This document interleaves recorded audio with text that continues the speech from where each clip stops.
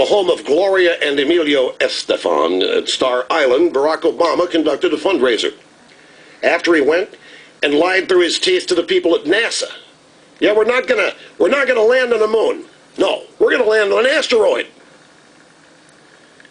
We're gonna land on an asteroid. Gloria Estefan angered the Cuban exile community in Miami. They don't understand. They thought Estefan was one of them. They don't like Obama's policies. Gloria Estefan, there's nothing political here. He's coming over, for a margarita or two. A mojito.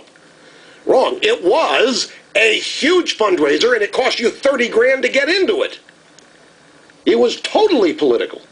And at this event, the leader of the regime mocked and made fun of American citizens. Since today happens to be tax day, I should just point out that 1/3 of the Recovery Act went to tax cuts. Tax cuts that strengthen the cornerstone of the American dream. I've been a little amused over the last couple of days where people have been having these rallies about taxes. You would think they would be saying thank you. That's what you'd think. Ladies and gentlemen, this is a classic illustration of authoritarian mocking control. He hasn't cut anybody's taxes. The Recovery Act stimulus bill, it's more like loaves and fishes. Tax cuts in that. There were some tax credits. It's all bogus. But he wants to be thanked. Okay, I will oblige. Mr. President, I want to thank you for seizing General Motors and Chrysler. I want to thank you for appointing a pervert as our safe schools czar. I would like to thank you, Mr. President, for the generational theft that you have committed with all of this borrowing and spending. You have spent the wealth of 2 to 3, maybe 4 generations in the future, before they're even born. I want to thank you, Mr. President, for insulting and endangering Israel. I want to thank you, Mr. President, for driving up the unemployment rate to near double digits for years to come. I want to thank you, Mr. President, for telling everybody that it's going to be double digits as the new norm. I want to thank you, Mr. President, for exploding the annual deficit to the level where it can never be repaid.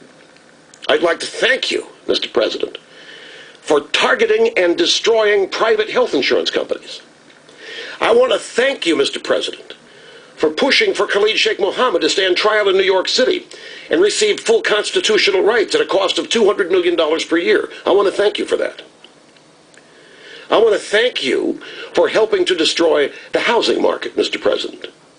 And Mr. President, I would love to thank you for your arrogance, because arrogance is part and parcel of an authoritarian leader of a regime.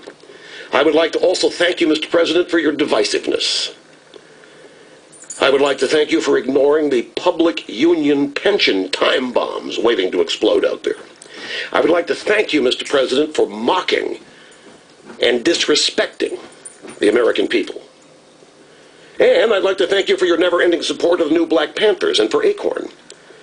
I'd like to thank you, Mr. President, for embracing our enemies and snubbing our allies.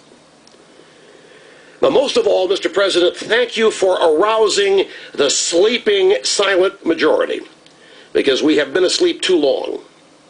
November is coming, Mr. President. That is when we will really thank you. The Leukemia Curathon is on. To make a pledge, call 1-877-379-8888. That's 1-877-379-8888. Or donate online at rushlimbaugh.com. You're listening to the EIB Network.